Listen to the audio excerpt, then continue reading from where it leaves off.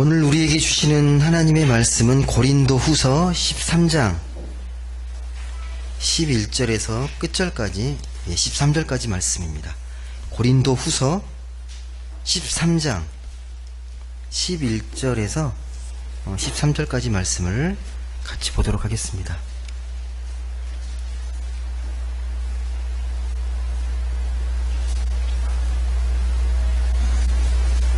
고린도후서 13장 11절부터 13절 우리 말씀을 한 목소리로 같이 봉독하도록 하겠습니다. 같이 읽겠습니다. 마지막으로 말하노니 형제들아 기뻐하라. 온전하게 되며 위로를 받으며 마음을 같이 하며 평안할지어다. 또 사랑과 평강의 하나님이 너희와 함께 계시니라. 거룩하게 입맞춤으로 서로 문안하라. 모든 성도가 너희에게 문안하느니라. 주 예수 그리스도의 은혜와 하나님의 사랑과 성령의 교통하심이 너희 무리와 함께 있을지어다. 아멘. 네, 오늘은 삼위일체 하나님을 믿는다는 것에 대해서 같이 말씀을 나누겠습니다. 오늘 읽었던 13절 말씀이요, 이 축도입니다. 축도의 원형이 되는 말씀인데요. 특별히 이 말씀을 같이 나누고자 하는 이유가 시대가 혼탁하다 보니 말씀에 대해서 많이 혼란스러워하는 분들이 되게 많습니다. 이단들도 되게 많고요. 근데 모든 뿌리가 이 하나님에 대한 잘못된 이해에서 시작이 됩니다. 그래서 이 삼위일체 하나님을 우리가 제대로 아는 것은요, 하나님을 바로 믿는 시작이 됩니다. 바로 아셔야 됩니다. 얼마나 아시는지 잘 모르겠어요. 우리 이 기독교 신앙의 뿌리가 되는 두 가지 중요한 기둥이 있습니다. 오랜 초대교회 시절부터 지금까지 끝까지 지켰던 이 믿는 바의 도리, 이 교리 두 기둥이 뭐냐면요, 첫 번째가 삼위일체입니다. 삼위일체론이라고 그러죠. 삼위일체 하나님을 믿는 것. 또 한 가지가 기독론이에요. 기독론은 다른 게 아니라 우리 종교가 기독교인데 예수를 통해 구원받는다가 기독론입니다. 이 두 가지가 가장 큰 틀이거든요. 이 두 가지를 잘못 이해하면 이단이 됩니다. 잘못 이해하면요. 오랫동안 이 두 가지를 가지고 치열하게 논쟁이 있어 왔습니다. 지금도 계속 공격하는 게 이 두 가지입니다. 삼위일체 하나님에 대한 것과 이 구원에 관한 이 기독론, 예수를 통한 구원에 대해서 끊임없이 공격하고 논쟁이 있습니다. 먼저 이 삼위일체 하나님은요, 하나님에 대한 이야기인데요, 쉽게 말하면 삼위잖아요. 하나님이 세 분 계신다는 거예요. 삼위. 성부 하나님, 성자 하나님, 성령 하나님. 근데 일체 하나다라는 말이잖아요. 좀 이해되십니까? 세 하나님이 한 분이시면서 세 분이면서 하나고 하나이면서 셋이다는 말입니다. 혹시 이해되시나요? 예. 여러분의 머리로 이해되십니까? 머리가 셋 달린 걸로 이해할 수도 있고 막 그러잖아요. 예. 근데 말씀이 좀 딱딱할 수 있는데요, 잘 들어주십시오. 오늘 정말 정말 중요한 말씀입니다. 이 말씀만 여러분이 잘 이해해도요, 이단이 뭔지 좀 구별할 수 있어요. 기독론은 뭐냐면요, 기독론은 예수님에 관한 이야기예요. 예수님이 정말 어떤 분이셨냐. 2000년 전에 예수님이 오셨는데 그 오셨던 예수님이 하나님이시냐? 아니면 인간이냐? 아니면 반신반인이냐? 예. 좀 정리해서 신학적인 용어로 정리하면요, 하나님의 신성, 인간의 인성, 이걸 둘 다 갖고 계신 분인데 어떻게 되어 있냐라는 거예요. 가능하냐라는 거예요. 어떻게 인간이 하나님이 되고 하나님이 인간이 되냐가 예수님에 대한 이해였습니다. 치열하게 싸웠습니다. 그러니까 예수님은 하나님이다라고 이걸 너무 강조하게 되면 그게 영지주의가 돼요. 그러니까 이 땅에 우리의 몸을 입고 오셨는데 하나님이다라는 걸 강조하게 되면요, 오시긴 오셨는데 가짜로 오신 거다. 진짜가 아니다. 이게 가현설이에요. 영지주의의 이단의 주장이죠. 그러니까 성육신을 부정하게 되면요, 우리 몸에 육체를 입고 오신 예수 그리스도를 부정하게 되면요, 그게 이단이 됩니다. 예. 치열한 논쟁 끝에 정리된 게 뭐냐면요. 예수님은 완벽한 하나님의 신성도 가지고 있고 완벽한 인간의 인성도 가지고 있다입니다. 조화를 이루고 계신다라는 거. 한쪽이 치우쳐 있지 않다라는 겁니다. 이 두 가지인데 둘 다 어려운데요. 좀 더 어려운 게 삼위일체예요. 좀 더 어려운 게. 근데 이걸 인간의 머리로 이해하는 게 아니라 우리가 할 수 있는 것까지 설명하고 이해를 하는 건데, 특히 삼위일체 교리는 신비 중에 신비입니다. 우리 말로 다 풀어내는 게 정말 어려운 일입니다. 그래도 말씀을 드려야 돼요. 아셔야 되니까. 간단히 말씀드리면 셋이면서 하나, 하나이면서 셋이라는 말이거든요. 하나님이 셋이면서 하나님이 한 분이다. 구체적으로 말하면 성부 하나님, 성자 하나님, 성령 하나님, 이 세 분이 하나님의 각자의 위격은 있지만 하나의 본질을 갖고 있다. 이거거든요. 하나님의 신적인 본질을 같이 공유하고 있다. 이게 삼위일체인데 쉽게 이해하기 참 어려워요. 제가 이걸 계속 설명하면 설명할수록요 더 난해해지고요, 더 어려워집니다. 제가 아직도 기억나는 게, 이 삼위일체를 제가 신대원 들어가서 처음에 조직신학 때 수업을 가르치는데요, 이 삼위일체만 가지고 한 학기 동안 계속 이야기를 하시더라고요. 너무 이게 어려우니까 그래요. 그러니까 그냥 쉽지 않습니다. 저는 이게 간단하게 말씀을 드려야 되니까 말씀을 드리는 건데, 셋인 걸 강조하잖아요. 하나님 세 분이시다라는 걸 강조하게 되면요, 어떤 이단이 되냐면 삼신론이 돼요. 신이 세 개다. 삼신론이 되고, 하나인 걸 강조하게 되면요, 좀 어려운 말인데 양태론이 됩니다. 양태론이다. 다른 말이 아니라 하나님이 한 분인데 모양만 바뀌었다는 거예요. 상황에 따라서. 이게 쉽게 얘기하면 이런 거예요. 뭐냐면,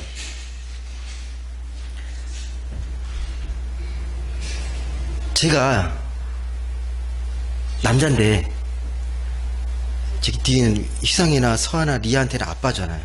근데 제 아버지한테는 아들이에요. 그렇죠? 예. 또 교회에서 목사입니다. 예. 그러니까 나는 하나인데 역할만 다르다라고 이야기하는 거예요. 합리적이지 않아요?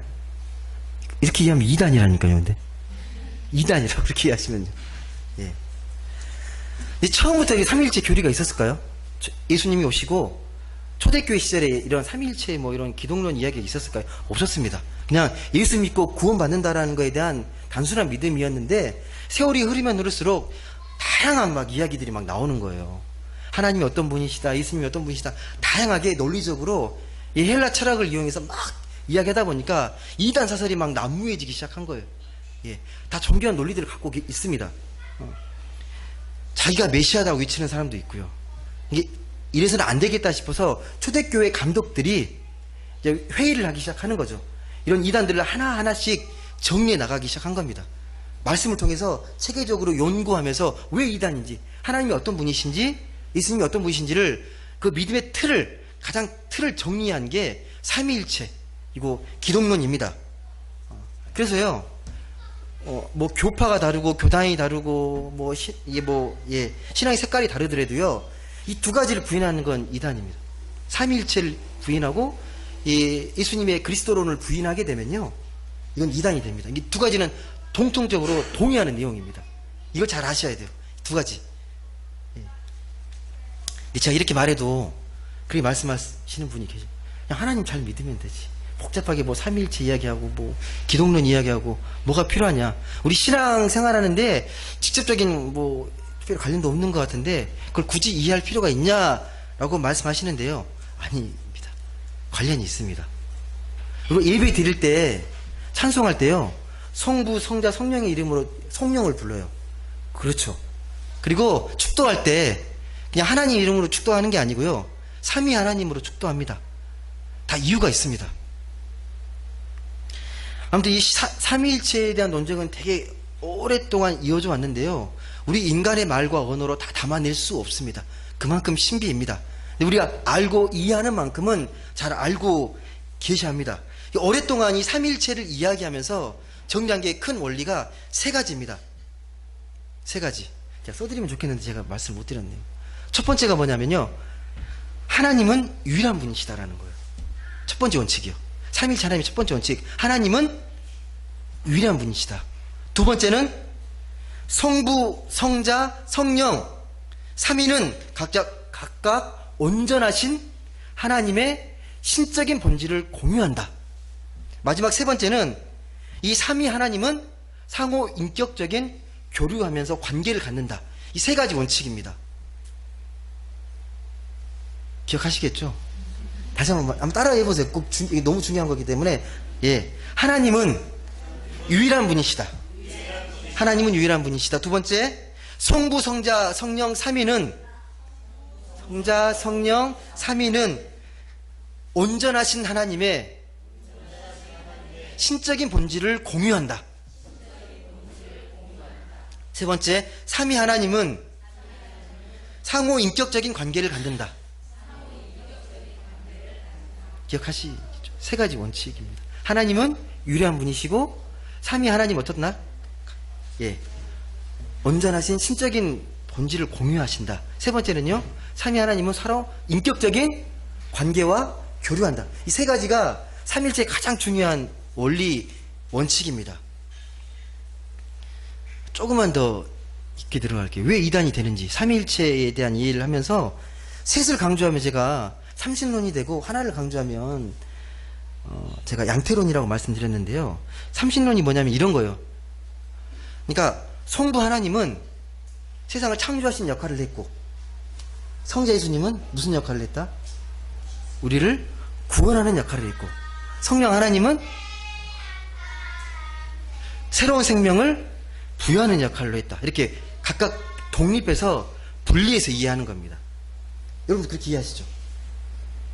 어떠세요? 성부 하나님은 천지를 창조하시고, 예수님께서는 이 땅에 오셔서 우리를 구원하셨고, 성령 하나님은 우리에게 새로운 생명을 주셨다. 그렇게 이해하시지 않으세요? 이렇게 하면 삼신론이라니까. 이렇게 이해하면 삼신론이에요. 그러니까 독립성을 너무 강조하면 삼신론이 됩니다. 이슬람교에서는요, 유일신 사상인데 이 삼일체에 대한 이해를 삼신론적으로 이해해서 배척해요. 예수님이 하나님의 아들이라는 것에 대해서 믿지 않을 뿐만 아니라 하나님과 본체가 같다, 본질이 같다, 절대 그걸 받아들이지 않습니다.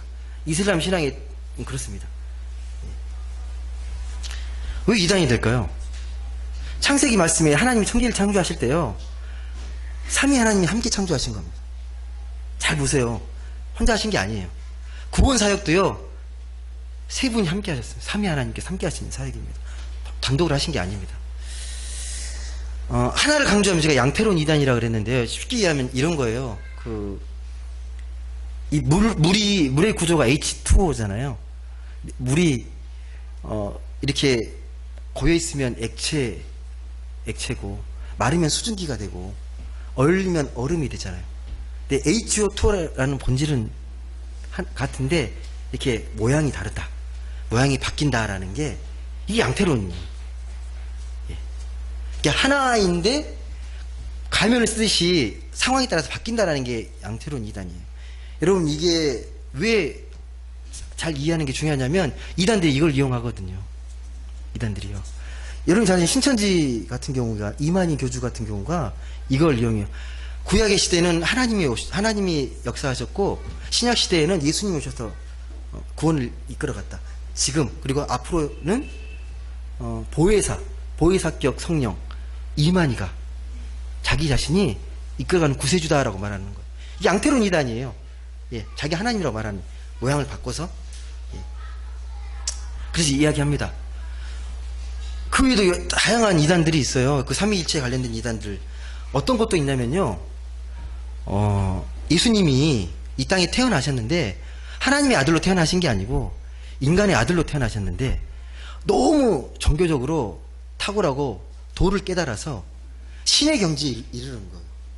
그래서 하나님께서 어느 특정한 시점에 양자 삼았다. 이 양자설이에요. 그렇게 이해하는 이단들도 있습니다. 예수님에 대해서 인간적인 걸 강조하면서, 인간적인 면모를 강조하면서. 한 가지만 더 설명드릴게요. 이것도 많이 이해하고 있는 이단인데요. 중세 봉건 시대처럼요, 왕이 있고 귀족이 있고 평민이 있고 농노가 있고 이렇게 계급 구조 있잖아요. 피라미드 구조처럼 하나님의 구조도 그렇게 이야기하는 거예요. 성부 하나님은 아버지시니까 가장 높고, 성자 예수님은 아들이시니까 그 다음에 지위이고, 그리고 성령은 영이기 때문에 그 다음에 지위다. 이런 계급적인 구조. 그래서 모든 것들은 하나님에게 종속이 되어 있다. 이게 종속론 이단이에요. 예. 성자와 성령 하나님은 이 성부 하나님께 매여 있다. 종속되어 있다. 이게 종속론 이단입니다. 그러니까 하나님은 한 분뿐이고 성령을 어떻게 이해하냐면 하나의 파워, 그냥 에너지 정도로 이해하는 거예요. 성령의 에너지, 힘, 파워. 이게 어떤 이단인지 아세요? 여호와 증인이 이렇게 이해합니다. 여호와의 증인이에요. 그런 이해를 갖고 있습니다. 더 말씀드리면 더 어려워지시기 때문에 몇 가지만 제가 말씀드릴게요. 예. 나중에 저희가 한 달에 한 번씩 하는 성경 공부 시간에 삼일체 하나님을 잠깐 나눌 때가 있는데 그때 좀 더 깊이 정리하도록 하겠습니다.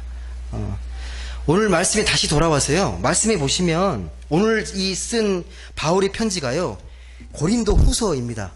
근데 고린도 후서 쓰기 전에 뭐가 있습니까? 고린도 전서가 있었습니다. 예. 짝을 이루는 서신입니다. 왜 썼을까요? 이 고린도 후서를요. 전서로 만족하지 못하고 왜 후서가 있죠? 있을까요? 예. 고린도 교회에 편지를 쓰고 나서 나중에 좀 시간이 흐르면서요. 이 고린도 교인들이 이 바울을 의심하기 시작합니다. 바울이 정말 떠나는 순간 사람이 없어지면 다양한 이야기들이 돌잖아요. 그 사람이 어떠한지에 대해서. 정말 사도 맞아? 예수님의 직접적인 제자가 아니잖아. 왜 본인이 사도라고 자꾸 주장하지? 자꾸 다른 복음들이 계속 고린도 교회에 들어옵니다. 그 고린도 전서 보면 수많은 문제들이 막 벌어져요. 우상 숭배부터 가정의 문제, 다양한 문제들이 거의 종합 세트처럼 나타나는 게 고린도 전서에 나타납니다. 다른 복음이 어마어마하게 들어와서 성도들을 미혹한다는 소식을 이 바울이 듣게 됩니다. 바울이 이 소식을 듣고 너무 화가 나는 거예요. 너무 분노하게 되고 적잖은 충격과 허탈감을 느꼈습니다. 그래가지고 어느 정도까지냐면 선교 여행을 예정했었는데 그것까지 미루면서 고린도 교회 문제를 해결하기 위해서 거기에 집중합니다. 근데 이 바울의 편지를 갖고 갔던 이 디도라는 사람이 있는데 이 디도가 이 돌아오면서 반가운 소식을 전합니다. 이 편지를 받고 나서 오해가 다 풀렸다는 거예요. 그래서 더 사모하고 더 기다리는 마음으로 바울을 기다린다. 이 이야기를 듣고 마음이 풀린 거예요. 예. 근데 그 소식을 듣고 갑자기 마음이 걸립니다. 여러분 바울이 어떤 인물인지 여러분 상상할 수밖에 없는데요. 상당히 직설적입니다. 예. 단호합니다. 그래서 그런 다른 복음을 듣고 바울의 사도직에 대해서 의심했을 때 되게 거칠게 편지를 쓰거든요. 책망하고 막 꾸짖고 그게 마음에 걸리는 거예요. 너무 내가 심하지 않았냐? 그래가지고 쓴 게 고린도 후서예요. 예. 고린도 후서 한번 읽어보시면요. 전반적인 분위기가 좀 따뜻해요. 사랑도 이야기하고 되게 따뜻합니다. 전반적인 분위기가요. 예. 그걸 염두에 두고 고린도 후서를 읽으시면요. 많이 도움이 되실 겁니다. 오늘 읽었던 본문 그 중에서도 마지막 장인데요. 13장 그 11절을 보시게 되면 마지막 부분 에필로그 부분인데 마지막 바울의 성도들을 향한 권면의 말씀입니다. 한번 11절 말씀 다시 한번 같이 읽어보겠습니다. 권면의 말씀이 무엇인지 같이 읽겠습니다. 시작. 마지막으로 말하노니 형제들아 기뻐하라. 온전하게 되며 위로를 받으며 마음을 같이하며 평안할지어다. 여기까지만 읽어보겠습니다. 혹시 권면의 내용이 몇 가지인지 아시겠습니까? 보시면 첫 번째 권면이 뭡니까? 기뻐하라. 두 번째 권면의 말씀 온전하라. 세 번째 말씀은요? 위로를 받으라. 네 번째 말씀은 마음을 같이하라. 다섯 번째 말씀은 평안하라. 근데 앞에 두 개의 말씀 기뻐하라, 온전하라는 말씀은요 개인을 향한 말씀이에요. 개인을 향한 말씀이고요. 뒤에 위로를 받고 마음을 같이하고 평안하라는 말은요 공동체를 향한 말씀, 고린도 교회를 향한 공동체를 위한 말씀입니다. 먼저 이 기뻐하라는 말 그 헬라어로 찾아보면요 하이로라고 되어 있습니다. 하이로는 어쩔 때 쓰는 말이냐면 만나고 헤어질 때 우리 그 친구들끼리 만나면 잘 지냈어? 혹은 뭐 잘 지내라고 이렇게 인사하잖아요. 그 인사가 하이로우거든요. 무슨 뜻이냐면 기뻐하라 그러면 당신의 삶 속에 기쁨이 가득하면 좋겠다는 인사입니다. 당신의 삶 속에 기쁨이 가득했으면 좋겠습니다. 하이로. 여러분 기쁨은 어떻게 오는 거죠? 기쁨은 뭐 기쁜 일이 있어야 기쁜 거죠. 그래서 우리가 좀 신앙적으로요, 기뻐함과 즐거워하는 걸 좀 구별할 필요가 있어요. 즐거워하는 일은요, 외부적인 조건이 있으면 즐거워할 수 있는데, 기쁨은 이 내면의 감정에서 터져나오는 감정입니다. 기쁨은요, 내면에서 터져나오는 감정. 그러니까 우리 인생의 의미가 있다고 이렇게 충만하게 느끼게 될 때 터져나오는 감정이 우리가 신앙적으로 기쁨이라는 말을 씁니다. 그때 참 기쁨이 있다라고 말을 합니다. 인생의 의미를 느꼈을 때, 기쁘다. 그때 쓰는 말입니다. 그래서 그 기쁨을 느끼려면, 이 근원적 기쁨을 느끼기 위해서 우리의 바탕이 되시는, 우리 근원이 되시는 하나님과 긴밀하게 접속됐을 때 그때 느낄 수 있는 감정입니다. 그게 기쁨입니다. 그래서 바울이 항상 기뻐하라고 말했던 이유는요, 늘 기뻐할 수 있도록 어떻게 하라? 하나님과 늘 깊은 관계, 친밀한 관계를 갖고 살라는 말이 의미입니다. 기뻐하라는 의미를 아시겠죠? 기뻐하라는 인사를 많이 하십시오. 하나님 안에서 기뻐하세요. 하나님 안에서 기뻐하세요. 그러니까 하나님과 깊은 관계를 잘 맺고 하나님의 참 기쁨을 찾으세요라는 이야기가 됩니다. 두 번째가 온전하라인데요, 이 말을 좀 정확히 이해하려면요, 완전과 온전을 좀 구별하셔야 됩니다. 비슷한 말 같은데 다릅니다. 신앙적인 용어로는 다릅니다. 완전하다는 말은 말 그대로 완벽하다는 말이거든요. 흠이 없다라는 말입니다. 여러분 흠이 없습니까? 구약시대에 흠이 없는 제물만 죄를 위해서 바쳐질 수 있었거든요. 그때 흠이 없다, 이게 완전하다라는 말입니다. 우리는 완전할 수 없습니다. 아무리 여러 율법을 잘 지켜도 완전할 수 없습니다. 이 온전하다는 말은 무슨 의미냐면, 우리가 실패하고 실수하고 우리가 어리석어서 많은 좌절과 아픔과 또 괴로움을 당하고 살아가지만, 그럼에도 불구하고 끝까지 하나님을 포기하지 않고 하나님의 말씀을 따라 끝까지 그 믿음을 갖고 살아가는 것, 이게 온전함입니다. 완전이 아니죠. 우리가 온전하다라는 말은 하나님의 믿음을 포기하지 않고 네 자신을 보고 실망하는 게 아니라 하나님을 바라보고 끝까지 주님 보고 달려가는 것, 그 믿음을 향해 나아가는 것이 온전함이라는 말의 뜻입니다. 그러니까 온전한 삶을 살기 위해서는요, 삶의 목적이 분명해야 하고, 그 목적은 바로 예수님의 마음을 닮아가는 것입니다. 그게 온전한 삶의 특징입니다. 이 두 가지 말씀이 아무튼 개인의 말씀입니다. 기뻐하라, 온전하라. 꼭 기억하십시오. 기뻐하라, 온전하라. 이 나머지 세 가지 말씀은 이제 공동체를 향한 말씀인데요, 서로 위로하라, 같은 마음을 품어라, 화평하라. 여러분, 교회는 어떤 곳입니까? 교회라는 것은, 교회 특징이 뭐죠? 예수 그리스도가 머리고 우리는 그의 몸이라고 이야기하잖아요. 그러니까 머리와 몸이 연결되어 있는 공동체가 교회인데, 이 교회 머리와 성도가 어떻게 연결이 됩니까? 뭘로? 사랑으로 연결됩니다. 주님의 사랑으로.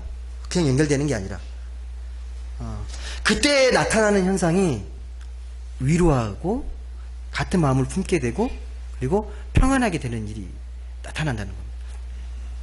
여러분, 위로하다는 뜻은요, 권면하다는 말 말고도요, 격려하다, 권면하다는 말 말고 복돋다라는 말이 있습니다. 혹시 이 말 아시죠? 복돋다, 복돋우다. 발음하기 되게 어렵지만 복돋우다.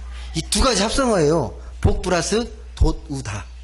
복은 뭐냐면 다른 게 아니고, 그 나무의 뿌리를 덮고 있는 이게 흙을 복이라고 합니다. 돋우다는 말은 위로 끌어올려서 이렇게 높아지게 하는 것, 이게 돋우다라는 말이거든요. 화분을 갖고 보시거나 농부들은 잘 아실 거예요. 이 복돋다라는 말이 어떤 뜻인지. 그러니까 비가 많이 오면, 장마가 오거나 그러면 그 나무에 그 뿌리가 많이 드러나 있으면 호미 가지고 이렇게 올려주는 것, 이게 복돋다라는 말입니다. 이게 무슨 말이냐면, 이게 신앙적인 말로 성도들이 뭔가 허물이 드러나고 뭔가 어려움이 있을 때 아무 말 하지 않고 그 죄를 덮어주고 싸매주고 배려해주고 이게 복돋다라는 뜻의 의미입니다. 신앙적인 의미로요. 예. 이 낙심한 사람들에게 기댈 곳이 없는데 기댈 이 땅이 되어주는 것, 이게 복돋다입니다. 그들이 혼자가 아니라는 사실을 깨닫게 해주고 또 그들의 생기를 불어넣어주는 것, 이게 다 영적으로 우리가 복돋다라는 말의 의미입니다. 특별히 우리 교회가 그랬으면 좋겠습니다. 높은 행복한 교회가 다른 것보다도요, 서로의 인생을 복돋아주는 인생, 삶의 자리에서든 어디에서든 사람들을 만나게 되면 서로 위로하고 격려하면서 복돋는 인생이 되었으면 좋겠습니다. 예. 세상에 나가서도 하나님의 믿는 사람들을 통해서 희망을 얻고 또 삶을 의존하게 되고 기대할 수 있는 그런 복돋는 인생이 우리 인생이 되면 정말 좋겠습니다. 두 번째가 믿음의 사람들은 같은 마음을 품으라고 말합니다. 같은 마음 품으라. 한 마음을 품으려면 여러분 우리가 어떻게 할 수 있습니까? 같은 마음을 품으려면요. 예. 이 말을 오해하시면 안 됩니다. 사람들이 모이면요, 그 차이가 있어요. 삶이 살아온 환경이 다르고 정서가 다르고 신앙의 색깔이 다르고 다 다릅니다. 기질도 다르고요. 또 은사도 다르고 다 다릅니다. 그래서 차이를 무시하거나 나와 다르다고 배제시키는 게 하나가 되는 게 아닙니다. 그건 획일화라고 말을 합니다. 하나라고 할 수가 없습니다.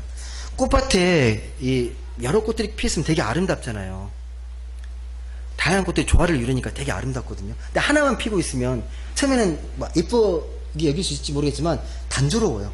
다양한 꽃을 봐야 되게 아름답습니다. 예. 근데 교회가 그런 곳이 되어야 돼요. 다양한 곳 사람들이 모이지만 함께 다양한 개성들이 모여서 주님의 이름으로 한 마음을 품는 것, 이게 같은 마음을 품는 것입니다. 자기와 생각이 다르고 또 삶의 방식이 다르다고 비판하는 것. 예. 그래서 자기 삶의 방식을 요구하는 사람들이 있거든요. 이건 신앙적, 종교적 폭력이라고 말합니다. 예. 물론 뭐 공동체의 질서를 해치거나 뭔가 규례에 반하는, 그래서 심각한 분열을 일으키는 그런 행동을 하게 되면 교회의 어떤 규칙과 규례로 엄히 꾸짖어야겠지만, 아니라면, 본질적인 게 아니라면 이해하고 용납하는 게 그게 같은 마음을 품는 행위입니다. 특히 교회 안에 그런 회개라 위험이 되게 많잖아요. 알게 모르게 신앙생활이 오래되면 오래될수록요, 신앙의 기준이 생겨요. 아니, 교회 다니게 되면 이 정도는 뭐 봉사해야 되고, 뭐 이 정도 헌신해야 되고, 교회는 뭐 이 정도는 기도해야 좀 믿음이 있는 거고, 절대 그렇지 않습니다, 여러분. 예. 하나님을 향한 마음이 중요한 거지 어떤 행위적인 것으로 하나님의 그 마음을 평가할 수 없습니다. 내가 생각하는 수준에 미치지 않으면 비판하고 정죄할 수 있거든요. 예. 예비 안 나오면 비판하고, 믿음이 뭐 권사라고 그러면서 자꾸 예비 빠지는, 이거 비판하는 거 절대 아닙니다. 교회는 그런 곳이 아닙니다. 예. 정말 내 안에 하나님의 사랑과 은혜가 있으면요, 오히려요, 긍휼한 마음이 있어야 되고요, 더 품어주려는 마음이 있어야 됩니다. 예. 더 긍휼히 여기는 마음이 주님이 우리에게 원하시는 마음이고, 그런 마음이 주님을 닮아가는 마음이기 때문에 그렇습니다. 그 마음의 중심은 예수 그리스도의 마음입니다. 하나가 되려면 예수님이 어떤 마음이신지를 잘 헤아려 보시면 어떻게 우리가 하나가 될 수 있는지를 알 수 있게 됩니다. 마지막으로 이 화평하다라는 말의 그 헬라어는요, 아이레 누어라는 말인데요, 평화 만들기, 평화 유지하기, 뭐 조화 이루기, 이렇게 다 평안의 뜻입니다. 아이레 누어라는 헬라어의 뜻입니다. 여러분, 그리스도의 특징이 이거예요. 다른 특징이 아니고요, 여러분 세상에 나가서 그리스도인이 가면 그곳에 화평이 이루어져야 돼요. 싸움이 일어나고 분열이 일어나는 게 아니라 내가 가는 곳에 뭔가 평안이 이루어지고 평화가 나타나야 합니다. 그래서 로마서 8장 6절에 보면 그 말씀이 기록되어 있어요. 육신의 생각은 죽음이지만 성령에 속한 생각은 생명과 평화다. 그러니까 예수 그리스도가 가는 곳에는 평화가 이루어져야 되고 평화가 만들어져야 합니다. 예. 여러분이 가는 곳에 평화가 있죠? 여러분 다, 예, 온유하게 생각해요. 예. 이 되게 중요합니다. 세상을 화평케 하는 존재가 우리 그리스도인의 정체성이기 때문에 그렇습니다. 여러분이 아무리요, 맞아, 화평케 하는 자가 돼야지 결심하고 결단한다고 화평이 안 됩니다. 예. 결단과 결심으로 되지 않습니다. 예. 여러분, 사람들이 모이면 언제든지요, 갈등이 일어날 수 있어요. 또 긴장할 수밖에 없다라는 거예요. 예. 뭔가 의견이 다르게 되면요, 뭔가 갈등이 벌어집니다. 근데, 진짜 능력 있는 공동체, 평화의 공동체는요, 그런 갈등에 대해서 회피하지 않고, 그걸 잘 풀어낼 수 있는 지혜가 많은 공동체예요. 그런 갈등이 나타났을 때. 근데 그 속성이 뭐냐면, 서로를 인정해주고, 서로를 존중하고, 참고 인내하는 게 평화의 특징입니다. 그런 사람들이 많으면 많을수록 평화의 공동체가 이루어집니다. 오늘 끝절 말씀, 이제 이 말씀을 보고 좀 마치려고 하는데요. 마지막 말씀이 우리가 처음에 나눴던 삼위일체의 근거가 되는 축도의 말씀입니다. 다시 한번 13절 말씀을 좀 의미를 새기시면서 한번 읽어보겠습니다. 같이 읽겠습니다. 시작. 주 예수 그리스도의 은혜와 하나님의 사랑과 성령의 교통하심이 너희 무리와 함께 있을지어다. 아멘. 이 말씀이 확 꽂히십니까? 아, 예수 그리스도의 은혜, 하나님의 사랑, 성령의 교통하심. 예. 함께하길 빈다고 축복하고 있잖아요. 이 말씀이 잘 들어오십니까? 여러분, 한 가지 제가 질문 하나 드릴게요. 삼위일체 하나님에서 보면 예수 하나님 성령인데 왜 예수님이 제일 먼저 나와 있어요? 하나님 먼저 나와 있어야 되는 거 아니에요? 어떻게 생각하십니까? 왜 예수 그리스도의 은혜가 제일 먼저 나올까요? 주 예수 그리스도의 은혜와 축도할 때에도 그렇게 하잖아요. 똑같이 그대로 말씀대로. 왜 제일 먼저 은혜가 먼저 나와 있죠? 하나님의 사랑이 먼저 아닌가요? 그 다음 은혜가 그래요. 성령. 예. 그래서 삼위일체를 정확히. 예. 근데 왜 그렇게 나와 있는지 말씀에는 나와 있지 않은데요. 이렇게 생각해 볼 수는 있어요. 뭐냐면, 우리가 예수님의 그 은혜를, 예, 그 예수님의 사랑의 가르침, 예수님의 그 십자가 보혈의 그 사랑의 사건, 그걸 이해하지 못하면 하나님의 사랑을 알 수 없다라는 걸로 이어질 수 있습니다. 저의 해석입니다. 예, 예. 그렇게 해석하는 게 저는 맞다고 생각이 자꾸 들어요. 예. 이렇게 해석한다고 이단 아닙니다. 예. 예수님의 그 은혜를 통해서 하나님의 사랑을 알게 돼요. 그리고 성령의 역사도 알게 되고. 그래서 예수님의 은혜를 강조한 게 아닐까, 그렇게 생각해 보는 겁니다. 여러분, 하나님의 사랑에 가장 결정적으로 나타난 사건이 십자가 사건이잖아요. 하나님이 그 사랑하는 독생자 아들을 이 땅에 보내시는 것만도 정말 너무 감사한 은혜인데, 그 아들을 화목제물로 십자가에 달려 돌아가시게 하셨잖아요. 예, 하나님의 사랑의 결정적 사건이 십자가 사건이잖아요. 그러니까 이걸 이해하지 못하면 하나님의 사랑을 온전히 이해하기 어렵다라는 겁니다. 예. 성령은 무엇보다도 교통이잖아요. 이거 잘 이해하셔야 돼요. 축도할 때 제가 전에 말씀드렸지만요. 축도할 때 교통이라는 뭘 감동, 다 말 쓰더라도 교통이라는 말을 안 쓰게 되면 축도가 안 됩니다. 교통이라는 말이 반드시 들어가야 축도가 이루어집니다. 삼일체의 교제가 이루어지는 게 교통이거든요. 예. 예. 사귐인데 교통하심. 예. 그 성령을 통해서, 우리가 성령의 그 은혜를 통해서, 도우심을 통해서 하나님도 알게 되고, 하나님 얼마나 사랑이 많으신지 깨닫게 되잖아요. 깨닫게 하는 영이 성령이시기 때문에. 이 성령의 역사잖아요. 성령을 바르게 좀 이해하실 필요가 있습니다. 성령을 이해할 때 성령이 우리 삶에 어떤 역할을 하는지 그 베스터만 신학자가 이렇게 이야기를 했어요. 저는 이게 적절한 비유라고 생각하는데, 바람과 배로 비유합니다. 이제 뭔가 목적지를 향해서 나아가려고 이제 배를 이제 바다에 띄웠는데, 띄워서 이제 돛을 올리잖아요. 다 완벽하게 다 띄워서 만들었는데, 돛담배가 배가 안 불면 그대로 있을 거 아니에요. 반대로. 예. 아무리 이 바람이 세게 불어도, 배를 만들어 놓지 않으면 나아가지 못합니다. 예. 제가 왜 이 비유를 드시는지 아시겠죠? 예. 우리가 기도할 때 그러잖아요. 기도할 때. 기도하면 다 된다. 막 기도하는데, 기도만 하고 아무것도 안 해요. 하나님 다 이루어 주실 거야. 나 기도 열심히 했어. 반대로, 기도는 하지 않지만, 내가 인간적으로 준비할 거 다 준비했어요. 네, 성령의 도우심을 전혀 구하지 않습니다. 예, 둘 다 중요하다라는 겁니다. 그러니까 우리의 주어진 삶과 시간 속에서 최선을 다해서 최선을 다하되 반드시 성령의 도우심을 구해야 그게 조화를 이루어서 하나님의 역사가 나타난다는 거죠. 이게 성령 삼위의 역사입니다. 말씀을 맺겠습니다. 우리가 읽었던 마지막 말씀이 축도이잖아요. 우리가 예배를 마칠 때 축도로 마칩니다. 축도로. 왜 축도로 마칠까요? 뭐 주기도문이나 이렇게 마치는 게 아니라 왜 축도로 예배를 마치겠습니까? 축도를 안 받고 돌아가시면요, 예배 안 드리신 거예요. 성경적으로 해석하면요. 뭐라고 이야기하냐면, 우리가 예배를 드리면서, 공예배를 드리면서 하나님의 은혜와 사랑을 충분히 공급받고, 마지막 축복하면서 파송하는 행위가 축도입니다. 이게 다리 역할이에요. 삶으로 나아가는 이 가교 역할을 하는 게 축도예요. 여러분의 힘만으로 아까 말씀드렸던 것처럼 내가 기뻐하고 온전해지고 또 격려하고 같은 마음 품고 평안하게 살 수 없습니다. 내 힘으로 아무리 노력해도요. 반드시 하나님의 사랑과 이 섭리 안에 있어야 그게 축복이에요. 축도예요. 너희 삶 속에 주 예수 그리스도의 은혜와 하나님의 사랑과 성령의 교통하심이 여러분과 함께 할 것입니다.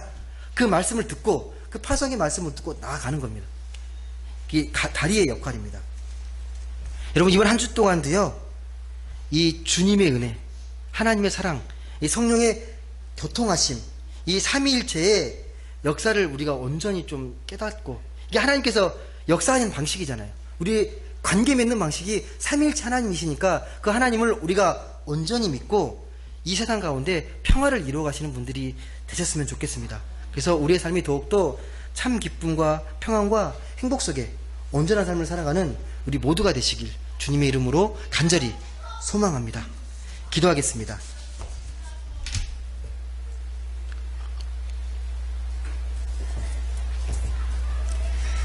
사랑의 하나님, 감사합니다. 오늘 말씀을 통하여서 삼위일체 하나님에 대해서 잠깐 살펴보았습니다. 우리가 믿는 하나님이 어떤 하나님인지 다시 한번 점검하게 하여 주옵소서. 늘 삼위 하나님으로 서로 교통하고 인격적으로 우리의 삶과 교제하시면서 교통하시면서 우리 삶을 인도하시는 그 삼위일체 하나님, 우리가 미약하게나마 바르게 이해하고 우리가 바른 신앙의 삶을 살아갈 수 있도록 우리를 이끌어 주옵소서. 그래서 우리의 삶 가운데 늘 평화가 이루어지고 기쁨의 삶을 살아갈 수 있도록 하나님 역사하여 주옵소서. 감사드리며 사랑이 많으신 예수님의 이름으로 기도드립니다. 아멘.